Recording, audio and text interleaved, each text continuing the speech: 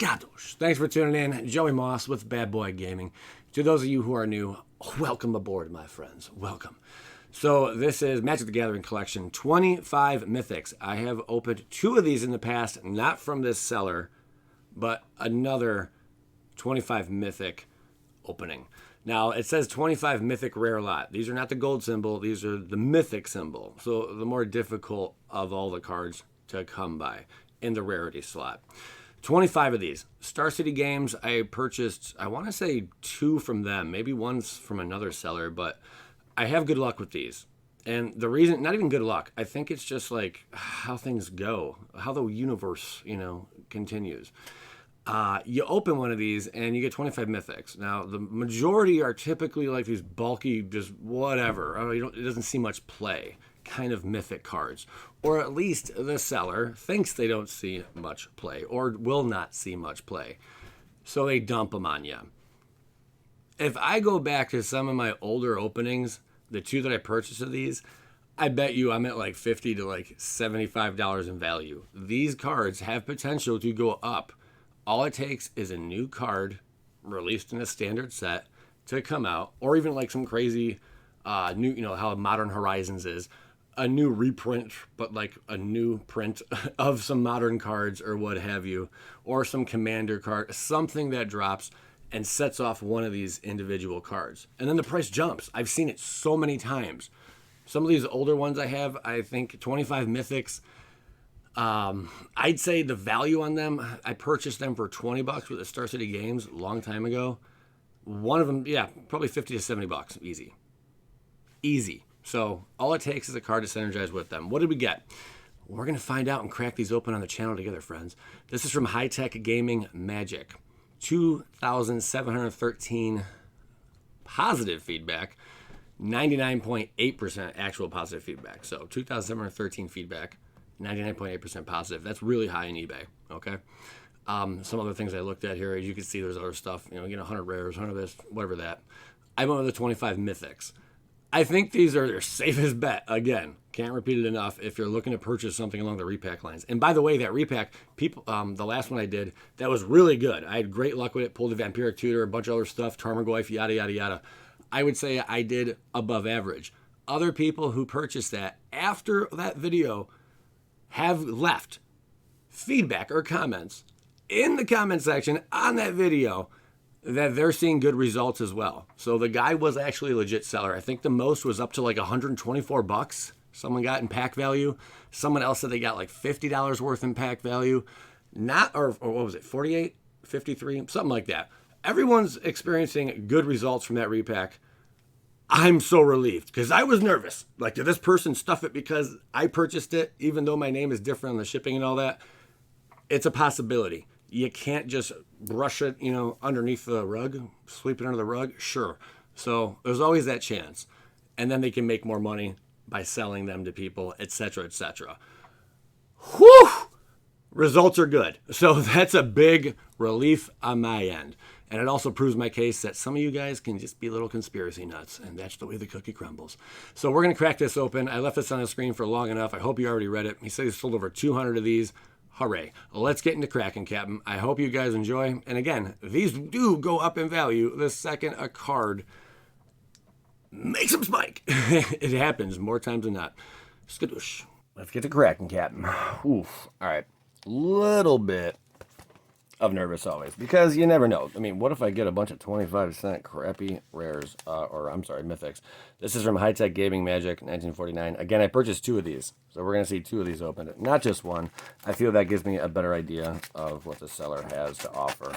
They said no duplicates, we shall see, but again, I did purchase 2, so I think individual purchases, that may matter. Okay, there looks like to be some kind of shipping slip in here.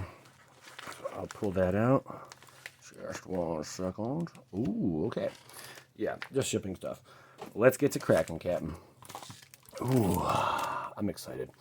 I haven't done one of these in probably a year or 2 years plus. Oh, man, it's been a while. Okay, so we see a persistent nightmare already on top. Indeed. Man, I really want to go back and price my old one for sure. So there you go, 25 Mythic Magic the Gathering Collection. All right.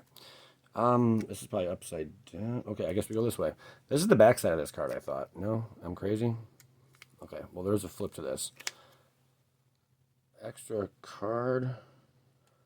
Extra card, thanks. Okay, cool. So Startled Awake, extra card, thanks. Not sure what that means. Maybe everyone gets one of these. I would kind of imagine so. Quarantine Field. I opened one of these in the last Mythic opening that we did. Whoops, hold on. Not recording on audio or video over here. Bada bing. Okay, sorry guys. All right, so Quarantine Field. Fun card. It is what it is. I'm not going to get crazy and go over it forever. Ooh, Sarah Avatar. I like this card because it was one of the first cards printed. I'm coming out like crazy. Hold on, I'm sorry. Okay, I'm going to post from this point forward. Why is that up there? Hold on, guys. I'm sorry. Give me. I don't want to break it right here. I'll speed this part up probably. This should not be like that. I had a background set and it's not here. Okay, I'm not sure why that occurred. Are we recording now? Are we good? Okay, I'll start back up. Sorry. I'm so sorry. Forgive me. Okay, there we go. So Sarah Avatar. This is back from like Urza Saga days. So bada bing. One card that I had way back when. It was a lot more impressive back then than it is now, though. That's because not every creature had like all these nutty abilities. All right, Sarkhan the Dragon Speaker. Bada bing. Ooh, we already saw that. I like this one. Isn't this the one that goes dig something up? You get an emblem with at the beginning of your draw step, draw 2 additional cards, and at the beginning of your end step, discard your hand. I mean, that's probably why he's in this pile. Usually you want a strong ultimate. I don't know, Planeswalker, but you know, it's whatever. Deals 4 damage to target creature. That's pretty legit. So I've turned Sarkhan. Okay, it becomes a 4/4 dragon with haste. Alright, it is what it is. And indestructible. Okay, that's something, but it's 5. Pearl Lake Ancient. This card's probably never going to be worth anything. Can't be countered. That's a legit thing. But Prowess, you're paying 7 for this. Like, does a Prowess really matter at that point? You know, return 3 lands you control to their owner's hand. Return Pearl Lake Ancient to its owner's hand. I guess you can save it. If this thing had haste, I could see it being worth a bit more because of that haste and how it re-enters. But not so. No. Probably always going to be a bulk card. Wind Reader Sphinx, not too impressed here. Whenever a creature with flying attacks, you may draw a card. I can't be that impressed. I don't expect to pull, like, what do we get in the last thing, the Tarmogoyf or whatnot. I can't expect, like, really anything over $5 in Mythic range. Just throwing it out there because it is what it is. They have to make their money back. They wouldn't be putting these in there if they weren't bulk, you know. Whenever a creature with flying attacks, you may draw a card. 3/7. Cool. Nobody cares. All right. Mind Rack Demon. Had some hope for this guy. Flying Trample. When Mind Rack Demon enters the battlefield, put the top 4 cards of your library into your graveyard with Delirium at the beginning of your upkeep. You lose 4 life unless there are 4 more card types among cards in your graveyard. 4/5. Yeah, never really saw a whole lot of play. I don't believe so, at least. But it always seemed like it could do some bigger and better things. But I don't know. Brutal Horde Chief. 4 drop. Whenever a creature you control attacks, if any player loses 1 life and you gain 1 life. And then for 5, 2 in Rakdos, creatures your opponents control block this turn if able, and you choose choose how those creatures block. I'm too ahead of myself today. Brutal Horde Chief. It is what it is. I just love the art on this. I don't even care if the card's not that good. It is just amazing art, man. Get a load of these guys. That's right, there's a few of them back there. For 5, sacrifice X other creatures. Return X target creature cards from your graveyard to the battlefield. For 7, put Champion of Stray Souls on top of your library. From your graveyard. 4/4. Erebos' Titan. We got a lot of black cards, didn't we? 1, 2, 3. We got some. Okay, we got 2 white, 1 red, 2 blue. I guess if I was doing a repack like this, I would probably go about it the same way. As long as your opponents control no creatures, Erebos' Titan has indestructible. Whenever a creature card leaves an opponent's graveyard, you may discard a card. If you do, return Erebos' Titan from your graveyard to your hand. 5/5. I thought this one was recently getting some attention. No? I thought it was in Pioneer. I could be mistaken. I thought I saw this card price jump up a little bit. I don't know. That's one I'm going to look into. Rowdy Crew. I don't ever see this thing doing much, but it's a decent card, though. 4 drop. Actually, even in Standard, Rowdy Crew never saw play. Like, come on. Trample, and then when Rowdy Crew enters the battlefield, draw 3 cards, then discard 2 cards at random. That's the downside. It's at random. If 2 cards that share a card type are discarded this way, put 2+1/+1 counters on Rowdy Crouch. It's a 3/3. I mean, over time, it could get bigger and bigger, but, I mean, it could also not, you know, and you're spending 4 for a 3/3 with Trample that can grow over turns, you know. It dies for removal, guys. Now, here he's Wrath, 3-drop. Discard X cards, and here he's Wrath deals X damage equal to the total converted mana cost of the discarded cards of each of up to X target creatures and their planeswalkers. Subpar Nahiri. Try a little harder. What was that? Nahiri, right? That was the planeswalker that dropped the most recent set in Zendikar Rising. You could have done a little better, Wizards. You could have made that a 3-drop, and it probably still wouldn't see much play. Just hard to say that. Gold Knight Castigator. Don't castrate people. 4-drop Angel, Flying in Haste. It's a 4/9. I forget what this thing even does from Shadows of Innistrad. Flying in Haste. If a source would deal damage to you, it deals double that damage to you instead. Put Vigilance on it. I might be interested. If a source would deal damage to Gold Knight Castigator, it deals double that damage to Gold Knight Castigator instead. It's a dumb card. Throw it out there. Ashcloud Phoenix. Go 4-drop. This is from Kanza Tarkir. Dies, return it to the battlefield face down. More for 6. When Ashcloud Phoenix is turned face up, it deals 2 damage to each player. This whole turn up, turn down for what? Yeah, I don't know about that, man. I don't think Morph was ever huge. I know there's some, like, Commander builds running, you know, Morph and stuff, but was Commander ever competitive in its standard? I was not around during that time, so if you know the answer, by all means, share away. Char. What is this thing? Char deals 4 damage to target creature or player and 2 damage to you. It's a 3-drop. Got a special little symbol on it. Not sure what that's about. This might be from that one hit. Like, I can't think what it's called. It could be from one of these specialty sets, though, but I could be also hugely mistaken. But these are really neat to actually see, like, what all we get out of one of these. This thing, ugh.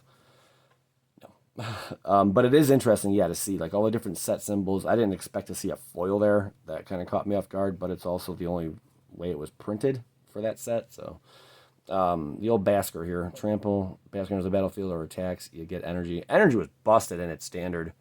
They had to ban so many energy cards, it was ridiculous. And then you pay an energy after when Basker gets +1/+1 until it turns to 7/7. I don't remember this one even seeing much play either, so yeah, whatever. Death Mist Raptor. Was a lot of hype around this, and it's a decent card. It still is a decent card. Dinosaur Beast, 3-drop and Death Touch. Whenever a permanent you control is turned face up, you may return Death Mist Raptor from your graveyard to the battlefield face up or face down. Megamorph for 5. So I guess those, yeah, that's a Megamorph. Not just a regular morph, but a Megamorph. You may cast this card face down as a 2/2 creature for 3, turn it face up. Megamorph cost, and put a +1/+1 counter on it. It could be a 4/4. Give that Trample, man. Oh, I do like this card, though. Derek has reincarnated one of the legendary creature dragons. Not Elder Dragon Legend, but it is a legendary creature.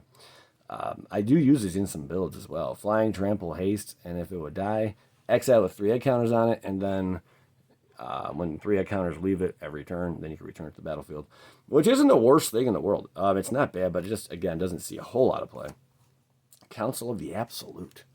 Bada bang, 4-drop. Enters the battlefield. Name a card other than a creature or land card. Your opponents can't cast cards with the chosen name. Spells with the chosen name you cast cost 2 less to cast. That's different. That's cool, but if you're running a deck playing the same stuff, I mean, that would probably be crappy, so there you go. Epic Experiment. Exile the top X cards of your library for each instant or sorcery card with converted mana cost X or less. Among them, you may cast that card without paying its mana cost. Then put all cards exiled this way that weren't cast into your graveyard. Is that a commander symbol? So I'm sure that does see it in play. Here's a commander card, specifically for commander. Good old 5-drop, the old Chronoclasm. Was this only printed in Mythic? I think, therefore I am. I believe so. Prevent all damage that would be dealt to Savine. The Chronoclasm. Son, we're going to name you Chronoclasm. Yeah, we thought we would go with that. We were thinking of Anthropasm, but, you know, we didn't want to give your father a spasm. So we named you Chronoclasm. Thanks, Ma. Whenever you cast your first instant or sorcery spell from your graveyard each turn, copy that spell. You may choose your targets for the copy. All right. Gonti's Aether Heart. Man, I feel like I just saw this in someone else's video. It's never going to take off. They were talking crap about it too.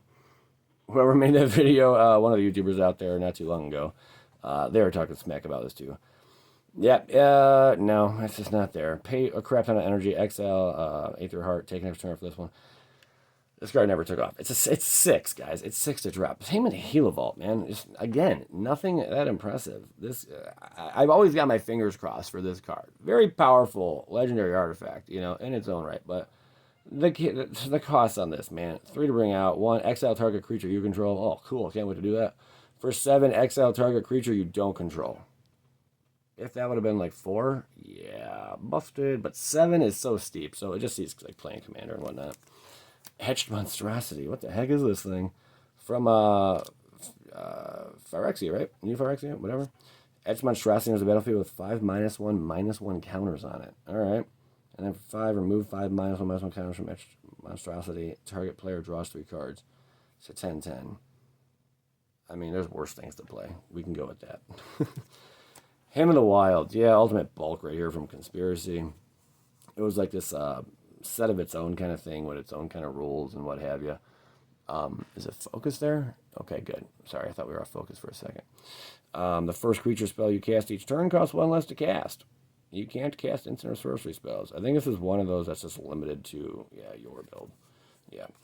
And then Sky Sovereign Council Flagship. I remember getting excited about this, but then we all learned together. There was really nothing to get that excited about. It's crew for 3, so you have to tap any number of creatures you control with total power 3 or more. And then this vehicle becomes an artifact creature until end of turn. When it enters the battlefield or attacks, it deals 3 damage to target creature, planeswalker, and opponent controls. Man, it's a cool concept, but yeah, I don't think this one ever took off either. All right, on to the next one. Sorry, that one took a minute, but I did want to go over the cards with you guys. I think it makes it a little more enjoyable so you know exactly what you're looking at.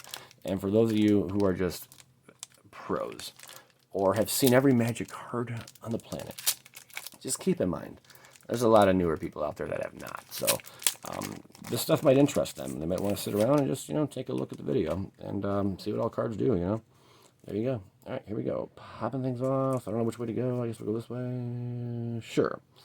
All right. We'll start with this. Extra card, thanks. I think it's maybe just how it goes with these. If anyone else cracks one of these open, by all means, please let me know. But I'm telling you, down the road, these things got value. That's why I don't mind purchasing them ever. 4/6, 3-drop. Legendary creature, God, menace indestructible. Bantu the Glorified can't attack. Block unless a creature died under your control this turn for deuce. Sacrifice another creature, scry 1 each opponent, losing 1 life, and you gain 1 life. Not bad. He's okay. All right, we have ourselves a Harmonious Archon. This card was up there in price not too long ago, but man, it has plummeted quickly. I think when it first came out, it was at like, $7-8, and then it just went and just flatlined. But this is a card I could see someone making a deck around and the deck having a lot of success, or a lot of potential. So this one's one that we can keep an eye on. It may do something down the road. General Tazri, man, ugh. I still don't care for this card. Oh, but that's my commander. I love it, Joey. Yeah, that's cool, Billy. I'm sure you do, man. But you know what? It's just not that powerful, but it kind of is. But it's really not. You may search your library for an ally creature card, reveal it, put it into your hand, then shuffle your library. That's not bad. You can tutor up any ally card. And then for 5 ally creatures you control, get +X/+X1 for where X is the number of colors among those creatures. I do actually remember building an ally deck, and since he's budget, I think it might have been standard at the time. But this dude was pretty legit in that build during the standard. I could be mistaken. This is what Oath of the Gatewatch, but during the standard, it was not bad. So, foot and mouth a little bit there. Wingmate Roke, 5-drop. Yeah, this thing is commander card. Whenever Wingmate Roke attacks, you gain 1 life for each attacking creature. And then for raid, when Wingmate Roke enters the battlefield, if you attack with a creature this turn, create a 3/4 white bird creature token with flying. Sure, but it's a 3/4. Nothing crazy. Dies removal. Overflowing Insight. Target player draws 7 cards.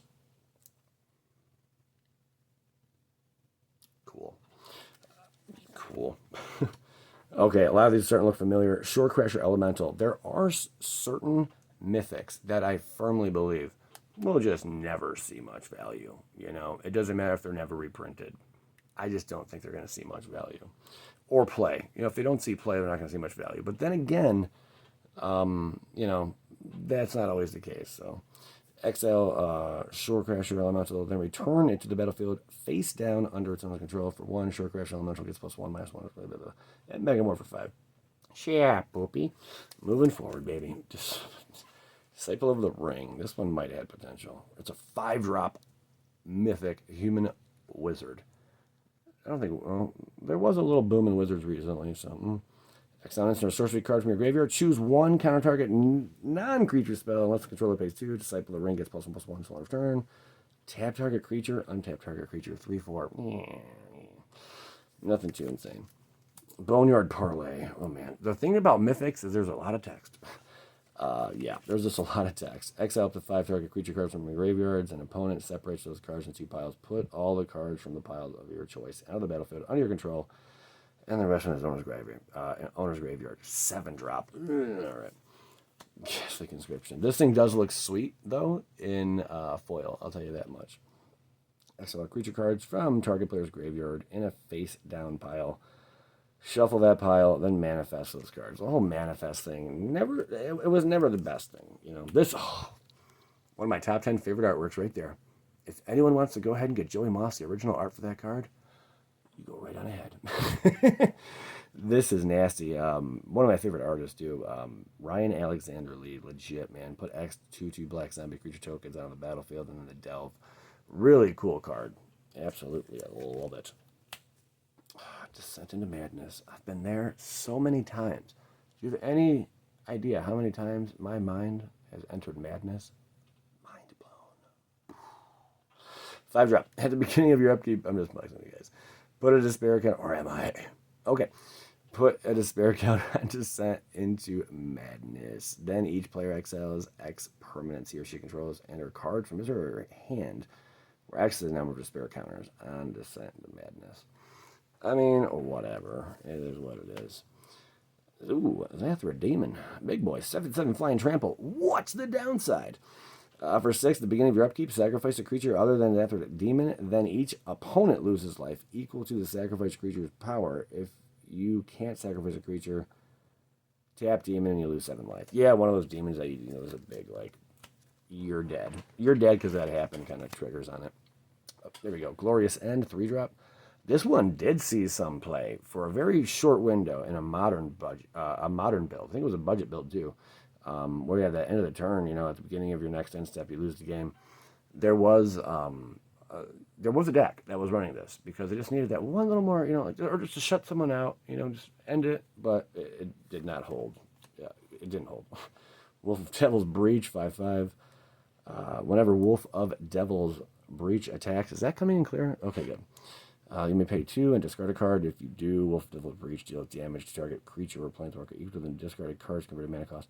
Who cares? It's just whatever. Dragon Whisperer. This card will forever be in these 25 Mythic packs, no matter who's selling it. Gains flying until end of turn, and then for Deuce, Dragon Whisperer gets +1/+0 until end of turn. Formidable. 6, put a 4/4 red dragon creature token with flying on the battlefield. Activates ability only if a creature you control.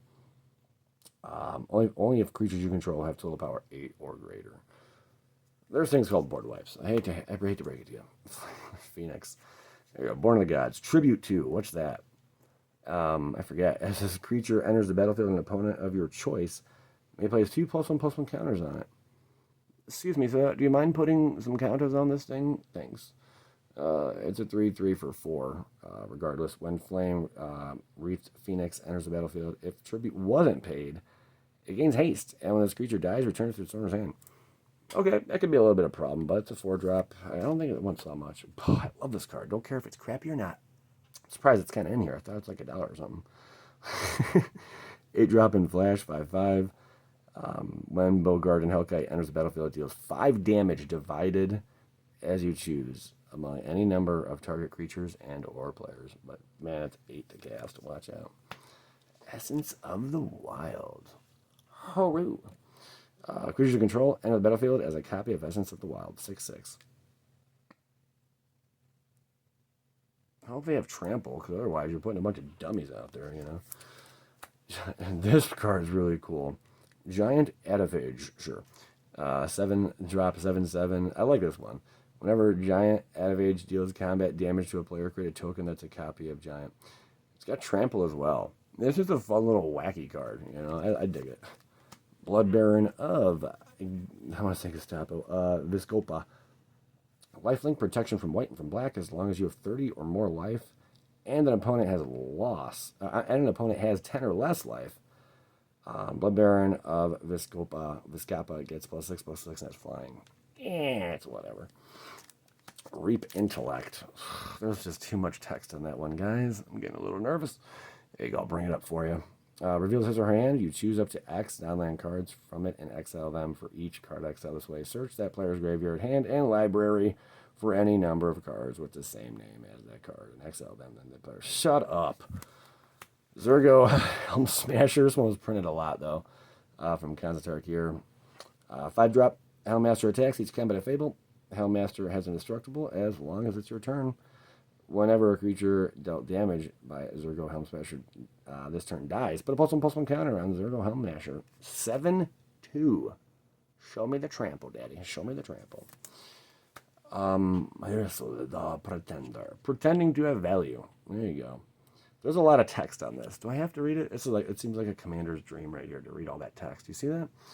When it enters the battlefield, you may exile an artifact or creature card from your hand or your graveyard and put a cage counter on it. Mirasil, the Pretender, has all activated abilities of all cards you own in exile with cage counters on them. You may activate each of those abilities only once each turn. Does anyone even play that? I mean, it seems like it could do something. Okay, we pulled this one and the other one. So far, only one repeat, if I'm not mistaken, which is not bad. Molten Tail Master, nothing ever in your life. Not a good card. At the beginning of your upkeep, sacrifice Molten Masticore unless you discard a card. Oh, I can't wait to do that. Exile a creature card from your graveyard. Molten Masticore deals 4 damage to target creature or player. Deuce, regenerate. Tail Masticore. Doesn't even sound that bad. Ooh, and that's regeneration. So the last time I remember, or I can recall generation, that would be in Scars here. Interesting. Sovereign's Realm. Another one of these conspiracy cards, and that's going to finish this video out. Total value. Yeah, I mean, I would guess, I don't know, around $50, maybe like $40 total. Could be a little higher, could be a little lower.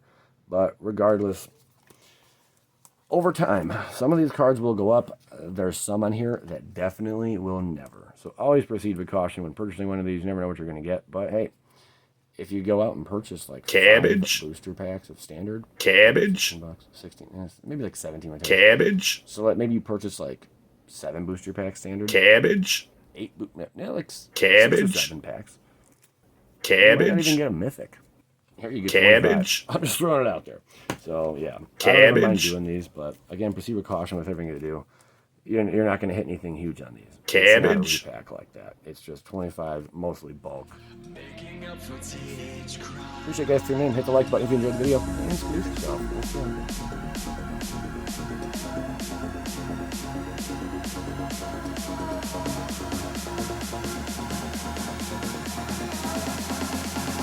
Making up for teenage crime.